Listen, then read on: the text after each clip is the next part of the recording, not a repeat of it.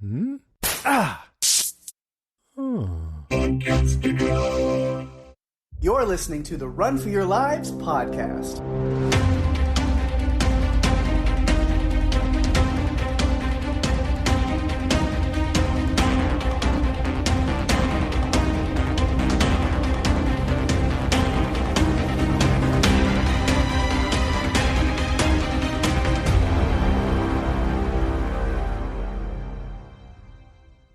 Hey everyone, welcome to the show. I'm Daphne. And I'm Pake. And this is the Run for Your Lives podcast. This week we are going to talk about the action horror film Final Girl that was directed by Tyler Shields and released through video on demand August 14th, 2015. And I had never heard of this movie even once in my life until Daphne brought this up. I was like, hey, let's cover this one. Kind of quick, easy one. It's just been like a busy time of the year. It's not like an excuse for anything because we're still going to have fun. We're not looking to have throwaway stuff. I think we're still going to have fun with this one. But yeah, I had never heard of this movie, which is a little surprising considering the cast, but or at least some of them. Yeah. But, yeah. It was an experience. I thought that it might be. I knew that if we covered this movie, we would have a lot of fun with it because there are some things that are kind of cool. And then there are some casting ideas that are great. And then it's just a whole lot of something. Mm-hmm. So I'll come clean about my thoughts on this movie from the beginning, I guess, with two thoughts. One, I said, well, that was definitely one of the movies I've seen in my life. And then, another one was if I was trying to come up with a little tagline for it. And let's see if I can find a few good actors trying their hardest to believably deliver some of the worst dialogue ever written. That's my tagline for the movie. Yeah, I think that's pretty accurate. Yeah. There were things I really liked about this movie and things I was kind of like, oh, it could be so much better if someone else wrote the script. Mm-hmm. Because the way it was shot, I liked some of the noir feel to it. Yeah, there's a few things that, one thing that I can definitely point that I liked. But yeah, it was just, the concept, the premise is really interesting. Mm-hmm. But they somehow managed to take a really interesting concept of, take the damsel in distress, but she's actually a covert operative who's going in where these serial killers think that she's another just helpless damsel in distress victim when really the tables are going to turn. I was like, oh, that's a great premise. Too bad you really botched it. And made me not care at all about a lot of it, unfortunately. No, that's fair, I think. I think it was better the first time I watched it because this time I was like, oh, well, we're going to have some fun with this because it's definitely not as good as I thought it was. Mm-hmm. But there were still things that I thought were good. And the cast is really good. It's a great cast. There's great cast. Like I said, there's good actors who are trying their damnedest to deliver this stuff. But even with the caliber of cast, it still was just it just came across as phony. And because I was like, Wes Bentley, I love Wes Bentley. And I was like, man, he's such a great actor. And yet, he is doing the best he can with this trash script. He's really working it. He's trying to make me believe it, but man. Or even Alexander Ludwig, I enjoy, but again, he's doing the best he can. Now, Abigail Breslin, maybe not the strongest performance I've seen from her. I think she was, I don't know, I'm not going to just assume things about people, but she might have been phoning some of this in. I don't know. Yeah, I have to agree with that. The only one that I thought was over the top sinister was, I think it was Logan Huffman who played Danny. Guy. And the award for most over the top theatrical performance goes to Logan Huffman. Because life is just a 50s Broadway play to old Danny here. He's a Jersey boy through and through, right? Yes, absolutely. And I bought him more of being the menacing bad guy because of the way he was playing it. Mm-hmm. Although it was very over the top. And I feel like he had to be that over the top just to get the point across that he was kind of whacked. Yeah. But the others, they had little quirks. Like Nelson had this thing going with his mother. Right. It's like there's like these little morsels in there. Like, that could be really interesting or weird or fun if you would explore any more, but you're not giving us any more information. So it just comes across as weird. Yeah.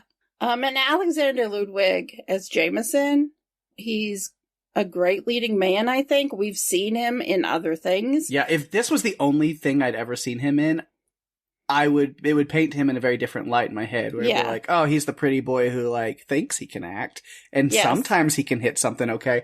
But I know what he's more capable of because, I mean, obviously some people might know. Unfortunately, not enough people apparently was the problem. Right. But some people listening might know. I mean, he's Ace Spade in the show Heels, and God, which that's a TV show cancellation that will forever make me angry for eternity until that wrong is righted. Which maybe there's some talks to get picked back up, so I'm going to keep hoping. But no, because he's incredible in that. So thankfully for me, I went into watching this knowing what Alexander Ludwig is capable from starring in Heels to be like, okay, he was young, he was just trying to make trying to do what he could do here. Yeah. At the same time, I think he was starring in Vikings, which he played Bjorn. Mm-hmm. I mean, badass. Yeah, see, I haven't seen Vikings yet, but I've heard he's good in that too. Yeah, he was fantastic in that. He played Cato in The Hunger Games, which also starred Wes Bentley. And Cato was one of those, privileged kids that came from, I think, District 1 or 2, and he was, a star. I have seen The Hunger Games, but I guess the first one, it's been long enough that I totally forgot he was in that, but yeah. Yeah, and Abigail Breslin, come on. I mean, she's been in so many great films. Little Miss Sunshine, My Sister's Keeper is another one, which is rip your heart out. She was in Zombieland. Like, she's been in a lot of great movies. And, I felt like... It's not the strongest performance I've seen from her. No. I wanted to love it. I think her character had a lot of potential. Yeah. And I feel like instead of amping things up as high, they put all the amping into Danny's character and everyone else was way down. And I wish that they had toned him just a tad and amped everybody up because I think it could have been better. Like, and these are people that have been in, some great films as we've talked about. Cameron Bright was in... Oh my gosh, when he was younger, he was in this movie called Godsend. Okay. And that is one that it's real kind of creepy. But he also then went on to be in the Twilight movies. So, I'll let you decide on that one. But, I think there was a lot of potential. I think it got left kind of... Yeah, and the movie's short. It's just over an hour and 20 minutes. Where, like, honestly, I mean, I say this, but, like, with some hesitation. To say, like, you could have made this movie a little bit longer and fleshed out some of these stories to, like, make us care. Because there's so many questions that I had that were just ignored and never answered. But I say with hesitation, because I'm also like, but would I really want to watch more of this movie if it was, like, the way that it is? Because it already, even at being a short film... Or not like a short film, but like a shorter movie, still felt like it was dragging on way too long in some points. Like there's just a lot of, like, when they're sitting around playing like the Truth or Dare, pulling the things, I was like, see, this is when editing stuff out would have been okay. Like, you can cut this down so you can focus on other things. Cause like, I was like, can we just get to the part where they're trying to kill her and she turns the tables on them? Cause right now, the build up to that with this whole scene is torture for me. So can we move along? I wanted the shit to hit the fan. Like, that's what I was hoping for. I'm like, bring it on. I'm ready. Let it hit the fan because then it's going to amp up and be good. And there wasn't enough of it. Like, I liked some of the filming, like how it was dark. and some of the colors, like the reds and the whites, really popped in. Mm-hmm. Tyler Shields is a photographer. Like, he's not really known for making movies. That makes sense, because there's a lot of artistically set up shots that don't really make sense. No. It's like, what's with the giant spotlights in the woods everywhere? I don't know. That's not where the moon is, so I don't know what that's from. No. So he's a well-known photographer. He actually, at one point, was dating Clint Eastwood's daughter, Francesca. And they did some photo series that was actually got them in a lot of trouble. They took a Birkin bag, which is a very expensive purse line. It was a $100,000 purse. And they lit it on fire. They used a chainsaw on it. Like, it was for artistic purposes. They did all this stuff. Did not go over well. People were not pleased with what they were doing. That he has a very unique vision. Yeah. As far as I know, he's never directed another thing. Like, this was it. And because that kind of it just didn't translate well for film. Because I can see, like, there's, like, you know, artistic shots. Like, from a photographer's mind, I'm like, yeah, no, that's a cool shot whenever you're just looking at something in a very small, like, area when you're scoped in. Yes. But then on a wide screen, like, even just the editing, you think, because I'm jumping around a lot, but I'm just getting to some of these notes that I had anyway. Like, I mean, you know, when Jameson is there at the end, when he's in this noose, like, hanging, I'm like, what is the noose attached to? There's not a tree anywhere near him. No. Like, it's just from the rafters on the set that it's then. It's like, if that was a photo where you're just, like, in, like, it's like, okay, cool. But when you're on a set and you're panned out and there's people moving and talking, you're like, there's literally nothing he's hanging from. And I can tell that, and it takes me out of it. Yeah. I think that there were a lot of lost opportunities. And if I told this story, if I was in charge of it, I would have flipped it around and given you a different scenario where maybe at the beginning you do see someone running through the woods being chased, but you don't know who's doing it. And then maybe you cut to these kids and you don't know that it's them. Like, you learn more about them and then it's a surprise that it's them. It's been done, though, a million times. I feel like what they tried to do was do it a little bit different, but they didn't give you enough of a morsel to really care. Like, I wanted Veronica to succeed because I liked what we saw of her. I just felt like it was so subdued. Like, she had some great, like, there were some fun comebacks that she had. Yeah. And I liked that she dished things back to Jameson, but it was weak. Yeah. It was just so weak that it's like, and we're talking about, the name of this movie is Final Girl. We're talking about a trope. We're talking about people that are left in horror movies, like Laurie Strode or Jamie Lloyd, both from the Halloween franchise. There's so many, you know, different movies. Nancy from Nightmare on Elm Street. The Final Girl is like this powerful thing. And well, think back to when we did Behind the Mask. Like, Leslie Vernon had a whole speech about the importance of the final girl. Yes. Yeah. And I feel like Veronica could have been stronger. They could have really dug into William more. Like, we could have really maybe seen him with his wife and daughter. Like, seeing that situation. Those things, it's like this whole thing has started off because somebody killed his wife and daughter. Are we allowed to assume that it was Jameson? I guess. I don't. But it's never spelled out. Like. And how could it be? Because Jameson is like a 17-year-old. He would have had to have been a kid. Like, when it happened. Well, I guess Jameson mentioned something. Well, no, the grandfather didn't think was about Jennifer, which was weird. No, but it seemed like I got these hints that maybe this was a generational thing. Yes. Yeah. That is what I'm thinking. When he was telling the story about the rabbit.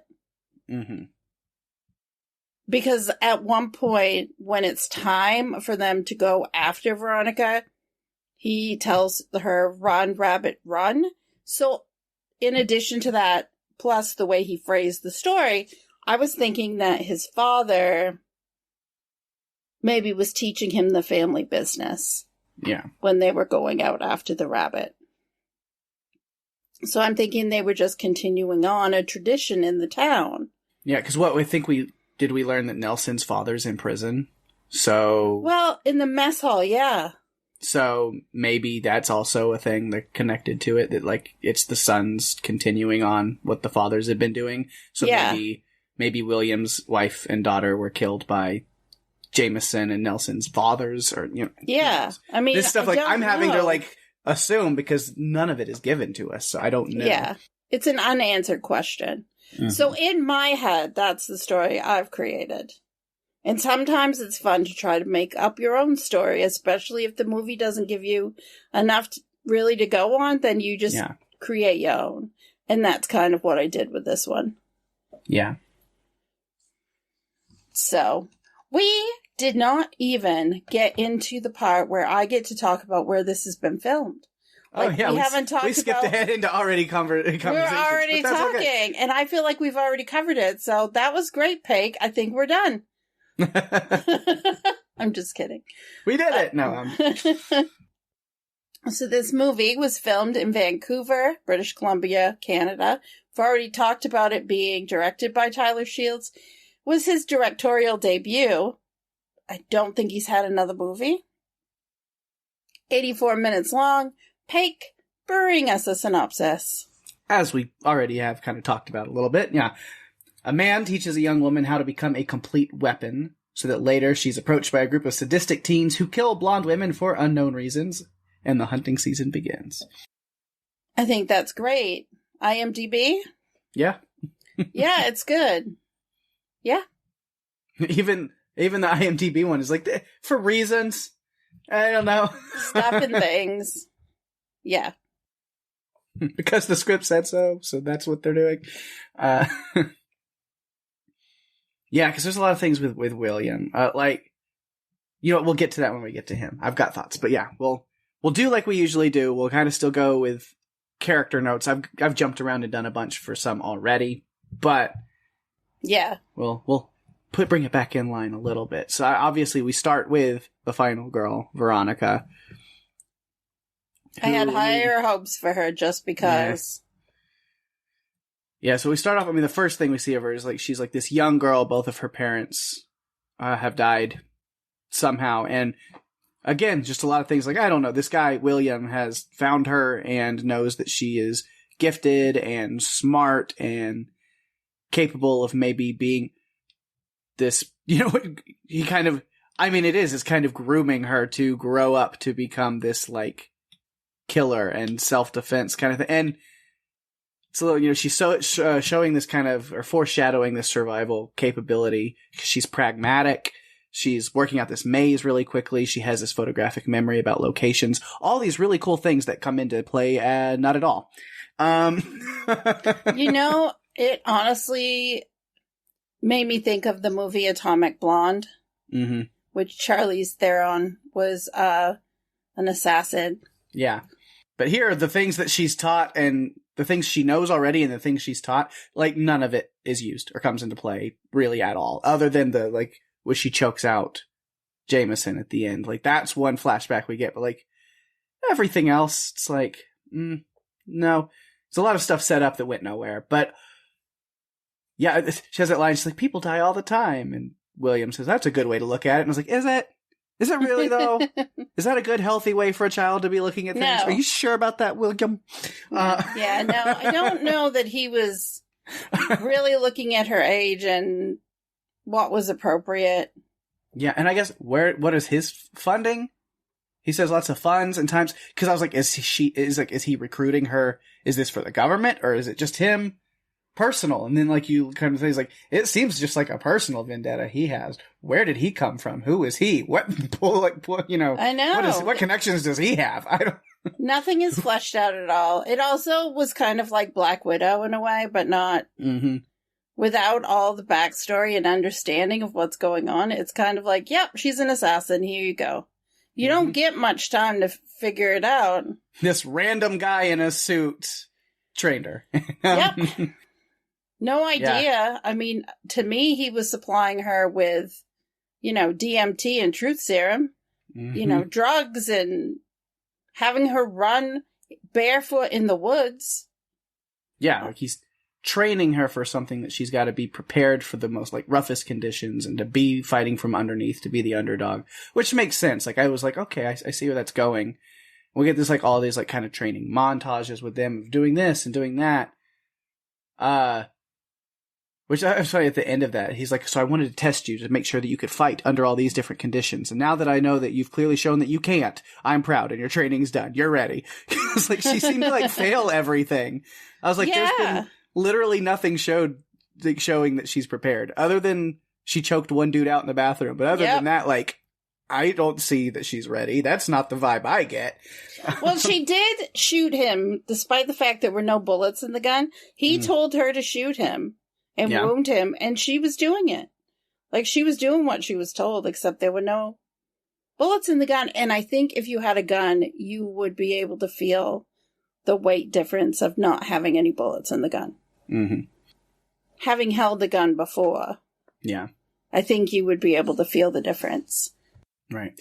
And then there's the weird, like, love angle that they don't really do much with, but also, like, it's kind of like a hang-up she's got where she's just like, he just seems so unavailable. Like, clearly she, like, is in love with him, and but, like, immediately, like, in the hotel room when she comes out in the towel, I was like, no, I hate this a lot. Yeah. Like, it's like, we literally just watched him interact with her as a little girl, and he has practically raised her, and any hint of romantic interest either way between them, it literally made me sick to my stomach. And I was like, please don't do that ever again, movie. Don't. I was like, if you bring this back up, I know I'm supposed to record on this, but I'm going to turn this off because it makes me feel very uneasy and I hate it a lot. Well, he told her, you have a bed over there. Mm-hmm. And she's trying to come on to him, and he's just not reciprocating at all. Yeah, but he lets her lay there. At the end? What's the weird thing at the end with the pancakes? I don't know. Fucking pancake. Why? What? What do you think it is, Pake? I don't want to think about it. I don't want to know. I don't care. I don't know what it was. They were the worst pancakes ever or something. I know. What was the terrible... I don't get it. So that's one of my thoughts. I mean, I'm jumping again, but that's fine. Because with William, like, it's... This whole, like, when he's set up, it's like, all right, you're going to have to do this mission alone. Because reasons. Vague stare. But then, after it's over and Jameson is dead, and then I was like, oh, so William was just there with a gun. So the whole you have to do this mission alone thing, why is he there? Why did she have to do it? It's like, well, we could explain that by saying, oh, look, there's no time. We have to get to the next scene. Don't worry about it. Let's go. I'm like, let's go eat pancakes. It's like, no, you could try to make, try to make some kind of sense of it. And there's like, we could, but we got to do the pancake thing. Yeah. You know, that's more important right now. It is. It's more important. Yeah. William, the vaguest man alive. Waste of talent. Waste of talent. He had, little lines here and there, like, do you know what a gun is without bullets? Just a paperweight. But it was just so, like, it might as well have been, I don't know. You know those videos online where they have some automated voice read them? Right. And yeah, that's what it could have been. I mean, really. I mean, she's just like, why can't I just shoot them? Like, that would be easier. And I'm like, yes, it would. Why are we playing this game? Well, because if you're out of bullets, then what are you going to do? It's like, then I use the hand-to-hand combat stuff that I'm also being trained with. But if I can save myself the danger and problem by just going in there with a hidden gun and then shooting them and then leaving, it's like, but then the movie would be over in 20 minutes, so we can't have that. Well, I mean, we could cut a lot of this out and make it a short film anyway. Mm-hmm. It might even be more interesting. Yeah. One aspect of the movie, I guess I'll say that I thought was interesting is this, the truth serum mixed with the DMT. So it's like a hallucinogenic truth serum. Although the truth serum part never came into play. Also, like, not really. Like, they weren't really, like, confessing. there's stuff, because even then, it's like, there wasn't a lot of, like, truth-telling. It was more the hallucination parts. Yes. Which I guess the truth serum part is that it's supposed to bring out your inner truth of what you're most afraid of, which is a very weird, specific thing that a thing would do. But at least that, it kind of kept going back, and then we can see a little bit about these characters. Like, we see Veronica's biggest fear is being abandoned or given up on by William, because she has a very unhealthy, deep connection to him. But I really think a lot of that is because he offered her ice cream as a child. Mm-hmm. No, I'm just kidding. Right, yes. I think it's that that's the he was all she had. I mean, she lost her parents. She had nobody else, and he was all she had. And so she put all of her faith in him, and he gave her ice cream. He promised her all the ice cream she could eat. Yes, because we know that's why it's illegal to give children ice cream. Because they immediately form a very unhealthy and inappropriate bond. That's how that goes. I mean, we saw Nelson got ice cream from his mom, and we see what their relationship's like. Oh, man. That's the real story of this movie is ice cream is dangerous. Don't give it to people without consequences. I thought it was ice cream you can take it wherever you go. Oh, yeah, wait. That was another message. Okay. Yeah. Again, it's notes for them, but yeah, the ice cream cone the magical ice cream cone that transforms into a bat on the way out the door. Isn't that great? Yeah. I mean, really? Yeah. And then when they get in the car and then like they pick up the others and Danny's biting on his axe, and I was like, it hasn't transformed back into an ice cream cone yet, as he hoped it would. See, it doesn't work the other way around. That was the problem. That's the problem there. Yeah. Ice cream can turn into weapons, but the weapons can't turn back into ice cream. Right. Sorry, Danny. Yeah. He had tons of fun things to say, like, "You're gonna love my friend Annabelle. She's to die for." And it's based on the fact these people that they've killed, like, they were basically... He named his axe Annabelle. Oh. Because then... okay, I missed that. That first line didn't give that away, and so then he kept going. It's like, yeah, she's, she's real grounded. Something grounded is like, she's got an edge on her. It's like, yeah, she's real sharp. And then it's like, okay, now you're hounding it. It's like, I didn't get the Annabelle thing. Then you made sure that I knew it was the axe. And then you kept going. I'm like, yes, we get it. It's the axe. Got it. Okay. No, I didn't get it. I think I was just choosing to ignore it. I thought it was kind of ridiculous because he was so over the top and laughing. Mm-hmm. And I just was like, oh, please, Veronica, take him out first because I don't want to listen to him anymore. Right. Oh, man, he was too much. Mm-hmm. Way too much for me. We get the scene, speaking of ice cream, we get the scene of Veronica going in and talking to Jennifer, which that was like a weird scene itself because I was like, are you trying to get information or are you hitting on her? Because I can't tell the difference, and I don't think she can either. I think the delivery, some of the delivery was kind of like, Yeah. It was... And she keeps talking about that milkshake. She goes back to the car with William. She's like, "That's a great milkshake." I was like, "Well, if you like the milkshake so much, drink it. You should probably actually drink it." Yeah, she didn't drink hardly any of it. No.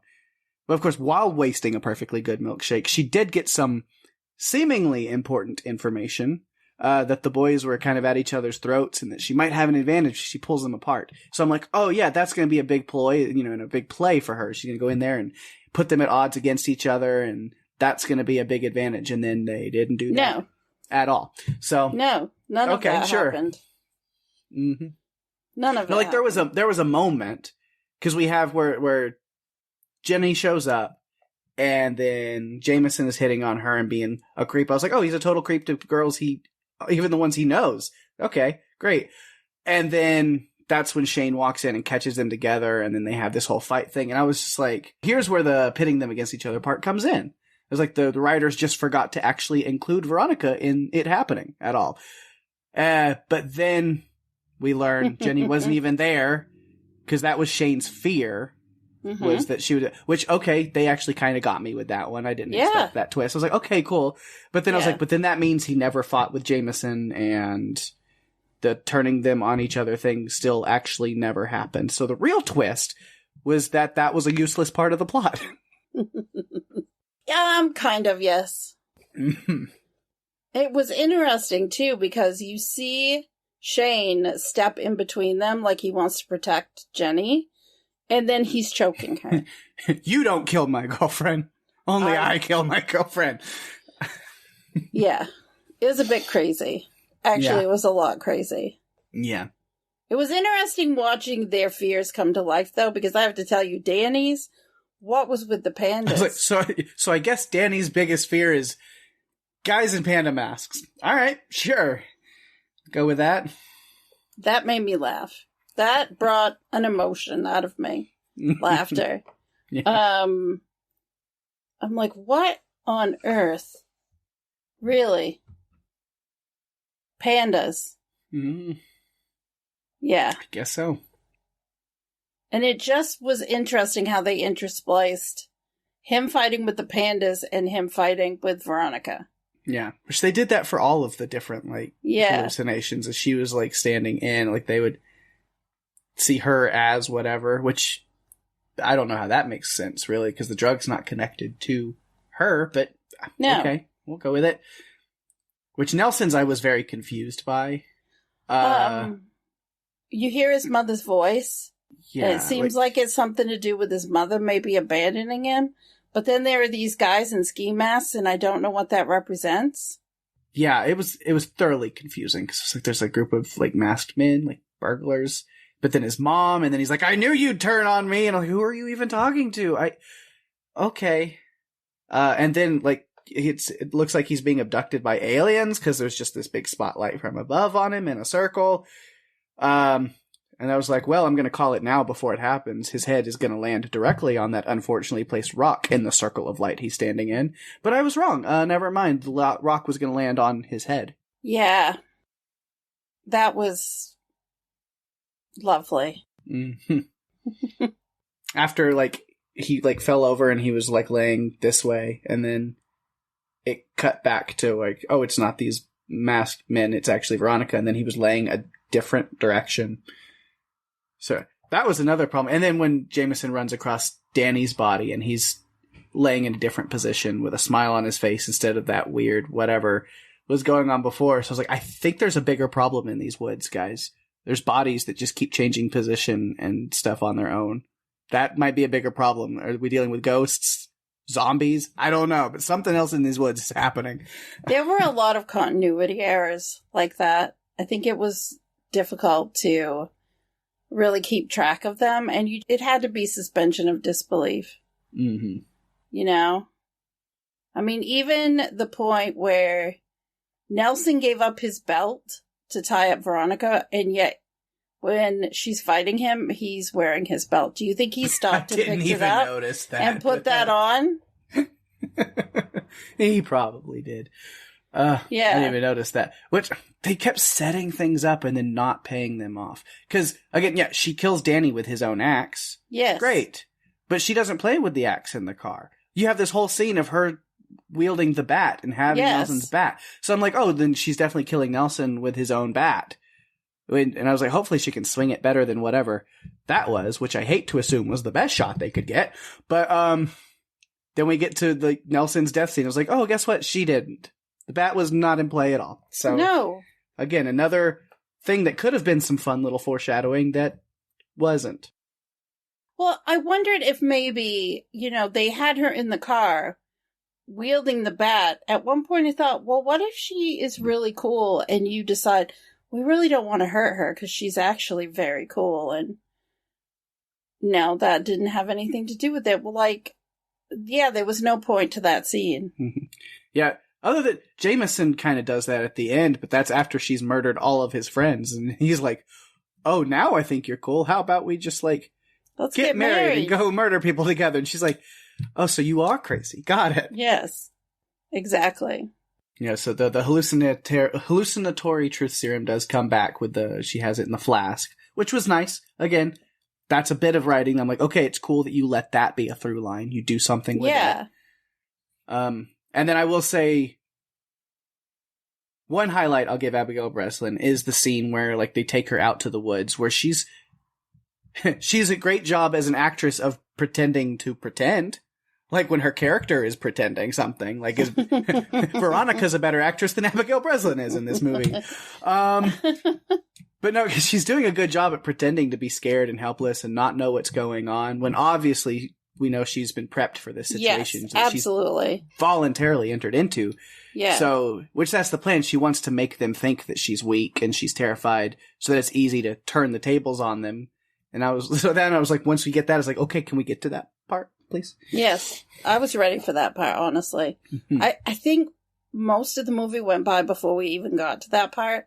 And I just feel like she dispatched them very quickly, and it might have been better to drag that out more than some of the other stuff.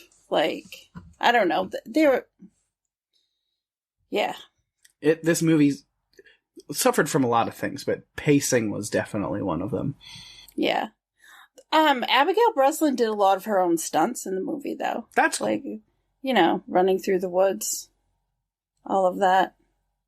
Yeah, she did a lot of her own stunts that way. The fight scenes and stuff, which is kind of cool.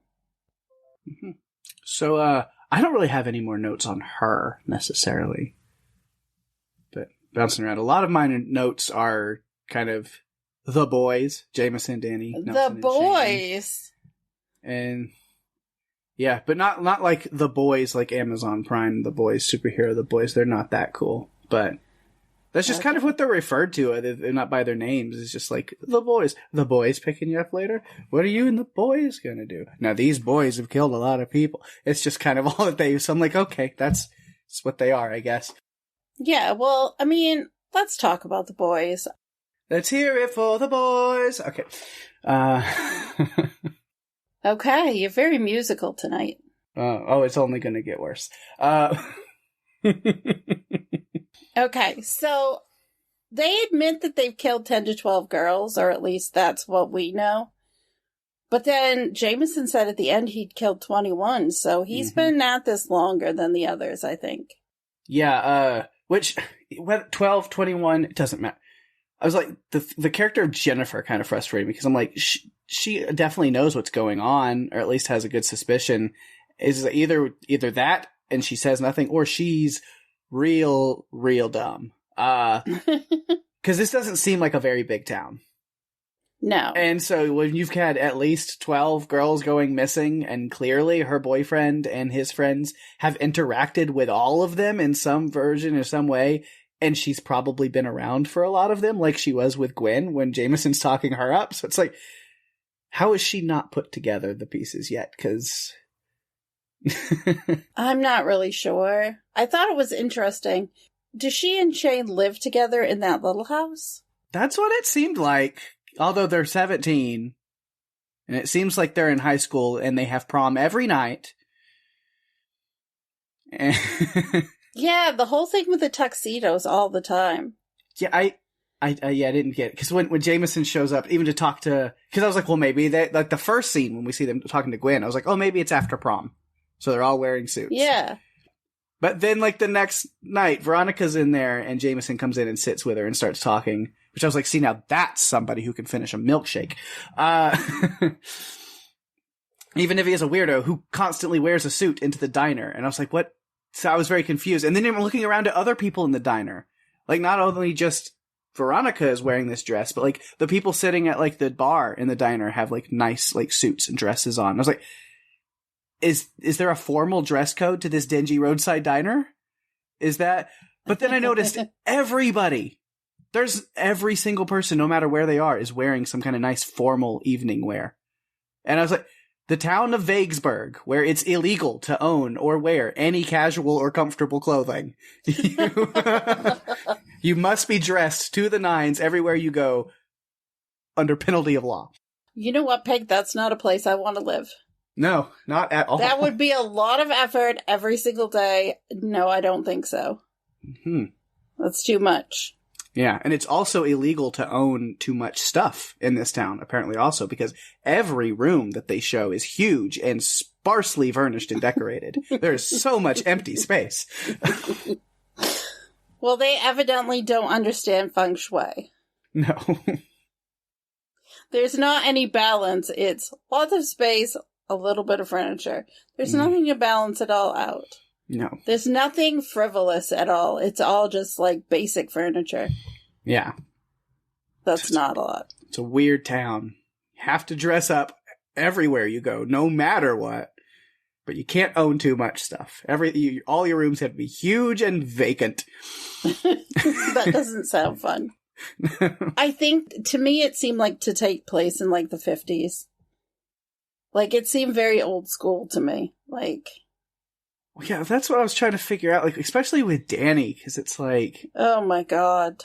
What is he doing stuff? It's like, also, he's a ventriloquist who can sing Louis Armstrong songs while moving his mouth in a completely different way than what those words and sounds should look like.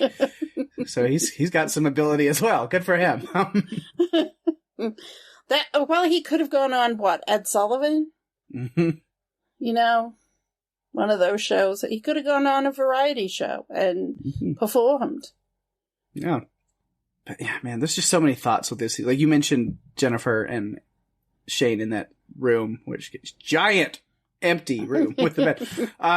It's like, what do you guys do out there? Oh, nothing special. We hunt. And I was like, oh, that's a totally normal thing to say, and it's not ominous at all, and definitely not the biggest red flag I've ever seen. Cool. Thanks, babe. Yeah, I mean, you're going to wear a tuxedo to hunt. Mm-hmm. It just doesn't make sense. And even later when we have the Jennifer coming out there, but it's not really Jennifer, and she's talking to Jameson about them being out there dressed like that, hunting, like it doesn't, you know, dressed in a tuxedo, it doesn't make sense. No. But then we figure out it's Veronica. Yeah, this town is just weird. 'Cause, I mean, aside from the clothing, it's just a lawless wasteland. I mean, Nelson and his mom, you know, are the boys coming to get you? Oh, any minute now. So you're getting picked up any minute now, and you're also going to eat some ice cream, but you only took like one bite of your steak. These people are animals, Daphne. I know. Do you think he maybe ate all of his vegetables and left the steak? I mean, who does that? If I had that kind of steak in front of me, I'd be like, the boys can wait just a few minutes because I'm going to eat this first, and I'm not going to interrupt it with ice cream. No. No. Not having it. Mm-mm. But, yeah, there's just so many weird things about them. Like, you know, Jameson getting Veronica. You know, oh, I'm going to pick you up at this time. Being very forward, which, I mean, I guess that works for some guys. So it's like, good, fine. But then afterwards, like, actually picking her up at the diner and bring her outside. And you're like, oh, you know, just a typical small town date between a girl, a boy, and the boy's three weird friends. That would have been, like, an immediate, okay, good night. Mm-hmm. Goodbye. And he told her she had to wear red lipstick and have clean hair. Mm-hmm. What does that have to do with anything? Yeah. He said red lipstick, not red dress. She doesn't listen. No. But I'm starting to wonder if maybe they were trying to make this a David Lynch movie, but Tyler Shields isn't David Lynch. So it doesn't work. All right. Yeah, but even before, like, the jig is up and, like, what's going on, they're just... It's like, Danny, have you ever heard of personal space? No? Okay. No. And then even out in the woods before, they're playing the games and stuff. It's like, they're actively trying to be as sketchy as possible, right? Right? Like, that's their goal? Yeah. Because that's what they're doing. I mean, why would you want to go out there? And then they've got a couch there for you to sit on. Mm-hmm. It just... I don't know. I don't know, Pake. Mm-hmm. Yeah. I don't know. And of course, Danny. We talked about him a little bit. But you Babylonian whore! Is it? Yes, you already used that one 5 seconds ago. Yes. Are you going to do it again? Oh, yes. He's done it again. We heard you the first time. Mm-hmm. Just very, very over the top. How's that for pain for you, Danny boy? He gets taken out. But yeah, even after death, he's as dramatic as possible. That look on his face was like, my God. But then it disappeared, right? Oh, I mean, it doesn't make sense. Danny boy, Danny boy, Danny boy. He got knocked down. Ain't getting up again. Yeah, is Axel Shirley keeping down? Sorry. You just continue the gems. You just continue the gems. Yeah, I can't help it. It's what I do. Then, see, I've already said a lot of these.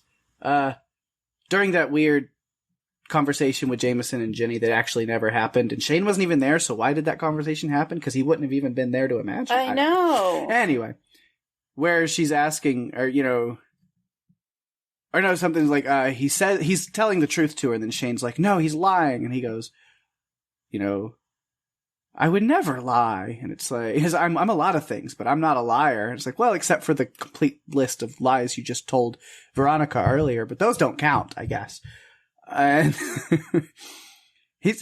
I don't think Jameson knows what he believes in or where he stands. Cause also what he says to Jenny is like, we're all just animals and we don't change. I was like, okay, but literally like a minute ago, you just said you've evolved. So which is it?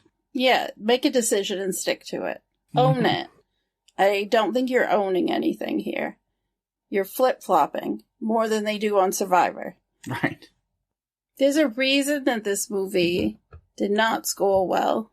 Yeah. It's a lot of it. And a lot of it for me, it is the dialogue that is just clunky and doesn't make sense and kind of just does. Yeah. Like there's no through line with the dialogue. They'll say one thing and then say the complete opposite later.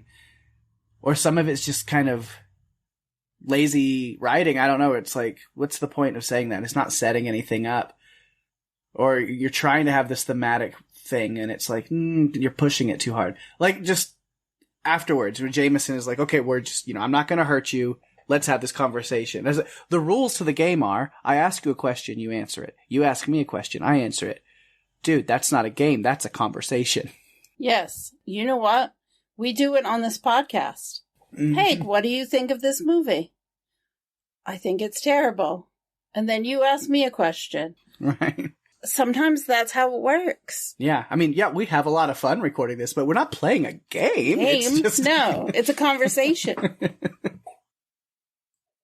And then he's asking her, one of his questions is, why were my friends tripping balls? It's like, why would you know your friends were hallucinating? You just found their dead bodies after the fact. You didn't even see them before. You wouldn't have known that. No. He didn't see anything go down, so it doesn't make any sense. Yeah. He's not a psychic. Mm-hmm. No. But he didn't drink. He was the only one who didn't drink any of the alcohol until she poured it down his throat. Yeah. Just so he could see at the end. His biggest fear was all of his past victims coming back to get him. Yeah, which I mentioned way earlier. I said, there's one thing I really liked about this movie, and that was it.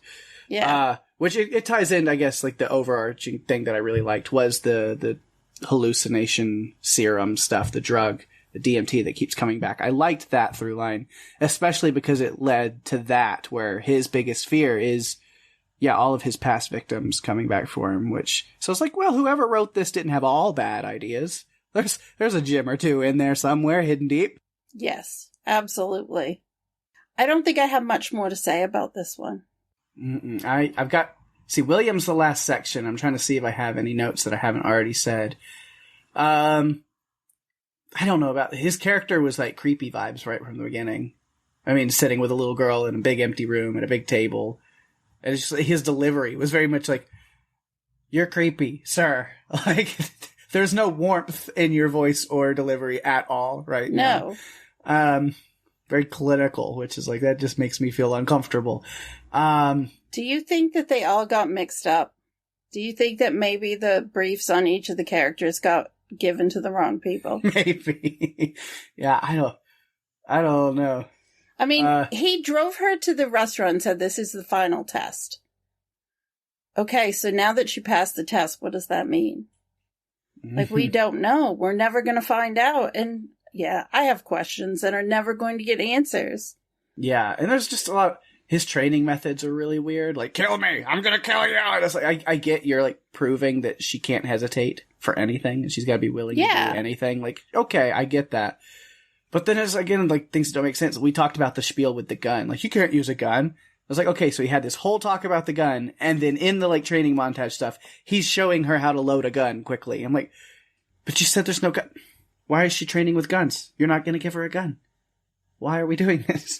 Well, that's it. I mean, she tells him it'd be so easy if you just let me have a gun. Like, why are we making it more difficult than it needs to be? Mm-hmm. Because he takes joy in making her run through the woods with no shoes on. Right. I mean, I think I know you mentioned, like, on the bed scene where he's like, you have your bed over there, we can't do this. But, like, he wasn't really, pushing back too hard. And I think he built up her weird infatuation and her unhealthy connection a little bit. Because the scene at the bar, wherever she goes into the bathroom with the one guy and chokes him out, what does he say to the guy? Oh, you took my girlfriend in here. Girlfriend. Yep. You could have also just said daughter. Exactly. She really has never been exposed to very many other people, I don't think. But I don't know, because we were never shown anything. It's crazy. Right. So again, we don't know their relationship and if it makes me grossed out or not, because we don't have time to explain everything, because pancakes. We gotta do pancakes. With whipped cream. Mm-hmm. Which she sensually dips her finger in and licks off, leaving me just uncomfortable. So out of all the movies that we've covered, this was one of them. This one has made you one of the ones that's made you the most uncomfortable. Right. Their relationship, even though nothing is ever, like, established, makes me uncomfortable. It's not healthy. No. But you have to figure that this is what she was brought up in. She was not brought up in a normal home. Mm-hmm. And all that she wanted to do was please him, like, by accomplishing everything and doing everything that he wanted her to do. That's what she was focused on. Yeah. But yeah, that's all the notes I've got. I'm tapped out on Final Girl myself. All right, tapped out. Well, then, I think we have done it in about an hour. We have covered this movie. Yeah. I think it was fun to talk about it because there were a lot of little things that were ridiculous, and so it makes it fun when there are ridiculous things going on. Mm-hmm. Yeah, we're getting close to the end of our season, Pake. Can you believe it? Yeah, we are. It's crazy. We're very close Almost to the end. there. Yeah, it seems crazy. A lot of stuff we get to look back on. Probably look right over. Yes. This one, but there's a lot. Maybe if we're looking at, I don't know, anything that's the worst. Oh, no, we're not the raspberries. That's right. Okay. Don't you that makes sense. Well, I wonder what our listeners... Oh. Wow. It beat you to it this time. Yeah, I think the feedback phone had enough. Yeah, it was ready to cut in. So we will see if anything people had to say about this. All right, we do have one little piece of feedback this week. I won't say little, one big one, one great one, because it's always Catherine coming through for us. We always appreciate that. So I'll go ahead and read that here for Final Girl. Catherine says, I ended up watching this twice because I thought Final Girl was about William training Veronica to take out whoever killed his wife and daughter, but the group of boys were too young, so now I have more questions. Who did William work for? Had his family's killer been taken care of? How did he know about the murders in the woods, etc.? The final hunt was fantastic. I love Abigail Breslin from her role in Little Miss Sunshine, and it's great to see that she's still portraying a strong female character. Veronica reminded me a lot of Erin from You're Next. The guys assumed she'd be an easy victim, and they were fatally wrong. Yeah, I think you're right on the part where the guys assumed she was going to be easy, and they were wrong. I think overall, though, Erin to me is a much stronger female character than Veronica. Yeah. And a lot of that's, as you've listened to this, and unfortunately, through your feedback, it sounds like you found this movie quite enjoyable. You'd enjoyed it. So then hopefully this episode didn't deter you too much or didn't hurt your soul too much, because I know we tore it apart in quite a few little areas. But I think that goes to show kind of what we were talking about in a way that, yeah, the premise is really strong. The character herself on paper and that kind of twist is really cool. I just don't know if it was executed as well as it could have been versus how Aaron and You're Next was a lot more fleshed out, and there was, I think, just better writing overall. But that said, I'm not going to sit here and crap on this movie anymore about the writing and stuff. So I'm glad that you enjoyed, what you did enjoy, and thank you so much for your feedback on that. And yeah, a lot of questions with William. Like, I think we might have pieced some of that together, of assuming maybe if it's a generational thing, and maybe it was these kids' parents or, fathers that had something to do with it, and he's just kind of training her to break the cycle. I don't know, but there's thoughts. Maybe you have your own thoughts after watching this, and you can let us know those too. Yeah, definitely. I'd love to know what you think, Catherine, after you listen to how we broke it down. So feel free to send us additional feedback next week on it. We'd love it.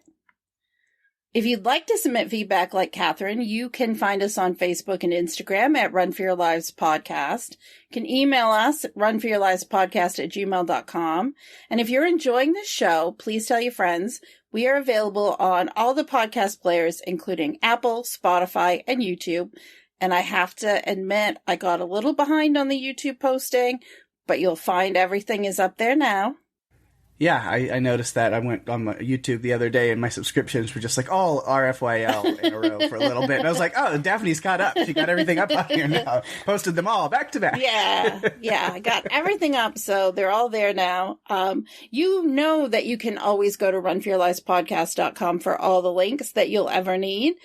And give us a review on Apple Podcasts if you feel so inclined, as that is the best way to share the love and get us out there even more. We really appreciate it. We do, absolutely. Of course, speaking of sharing the love, got to give those shout-outs to stuff going on in the podcast universe around us. Starting right here on Podcastica Now. This is kind of a slower week, off week, not a lot going on. Kind of in between shows, still waiting on things to start. Even the rewatches and stuff. The people doing the rewatch podcasts have been busy with other stuff. But there's a few things that you definitely should go check out this week. As I mentioned last week, the Wilhelm and House Podcastica joint coverage of Fallout Season 1, the entire season, with Jason, Ben, and Doug guesting on that one, talking about the entire first season of Fallout. I'm almost done listening to that, and it has been a blast listening to a lot of the thoughts of somebody who only really knows the show versus people who've played a lot of the games, and kind of comparing and contrasting and talking about things. It's been a really cool conversation. So yeah, definitely check that out. And also just check out Fallout if you haven't watched that on Amazon Prime, because it's so good. So definitely check that out. And then, speaking of the rewatches, the one that is still going this week, still slaying, the Buffy Universe podcast. With Kara and Penny. They've got Jim on there this week talking about Season 3, Episode 16, Doppelgangland. So also make sure to check that out. So that's all for Podcastica, but on the outside again of that network, our good friends over at TV Podcast Industries with their incredible kind of network of podcasts and shows that they do. They, got Shogun wrapped up after this week with the finale there, so you can go check out their coverage of Shogun with the finale and the whole season. Just go back and, if you haven't watched Shogun, again, like I mentioned with Fallout, go watch Shogun, because it's also incredibly well done and really good. Wonderful story, and then you can go back and check out TV Podcast Industries coverage of all of that. And of course, starting a new show, just kicking up, you can also check out their coverage now, starting with Dead Boy Detectives, which is the Sandman universe spinoff. So that's really cool that that's going on. So you go check that out. I still haven't finished Sandman. I'm bad. I know. I'm going to get to it. Me too. Because it's just so much good. There's a lot of shows that I started and then start another show and get caught, left behind on. So especially with Netflix, there's a lot of good stuff on Netflix. I still haven't finished Avatar, Last Airbender yet. Like a little over halfway. I'll get there. Just TV. So many good TV shows. But yeah, so if you're in the Sandman universe enjoying all of that with Dead Boy Detectives now out, you can also, while watching that, check out TV Podcast Industries as they're covering that series as well. Yes, they are. All right. Now, usually I would say, then you can always come back here next week for what we got. But, however, this episode was up, a day late for some of you, by the time you're listening to it. Hopefully getting it up a little later on the day. But we had some technical issues with internet service and all kinds of stuff that, first world problems. So we had to push back recording on some stuff a little bit. So the feedback got out, the episode got out a little late, and then just with our schedules, I've got a busy week. Daphne's got a super busy week. So we are unfortunately going to take next week off. We're going to, you get a little break from us, but we're almost to the end of the season. So we're getting stuff prepared, make sure we have everything able to get recorded and edited and sound great for you when we release it. So next week, we'll give you just 1 week to miss us. You can go back and listen to some old episodes if you haven't listened to them yet, because we've built quite a great catalog of really fun conversations and movies and episodes. So find something that intrigues you that you haven't listened to or watched yet and check it out next week. That can be your, assignment if you need something run for your lives to do. Yeah, and feel free to leave us feedback on that. We'd be happy to know if you go back to listen to an older episode, what episode was it and what did you like about it? That would make us super happy. But Pake, we really should tease what's coming then in 2 weeks. Oh, yeah. Have to do it. So, we were both inspired by a movie that just came out by a certain director. And so we're going to dive into a movie where a biologist ventures as part of a 5-person team into a mysterious mutating landscape known as Area X, only to encounter bizarre phenomena and existential threats. As she delves deeper, she realizes the true nature of the enigma might be far more unsettling than she's ever imagined. We are going to discuss Alex Garland's 2018 science fiction horror film Annihilation, which was loosely based on Jeff Vandermeer's 2014 novel of the same name. It stars Natalie Portman, Jennifer Jason Leigh, Oscar Isaac, and more. Yeah, we are on the Alex Garland kick. If you haven't seen Civil War, that's out in theaters right now. It's not really one that fits this podcast, this vibe, but we love our Alex Garland around here. At least I know I do.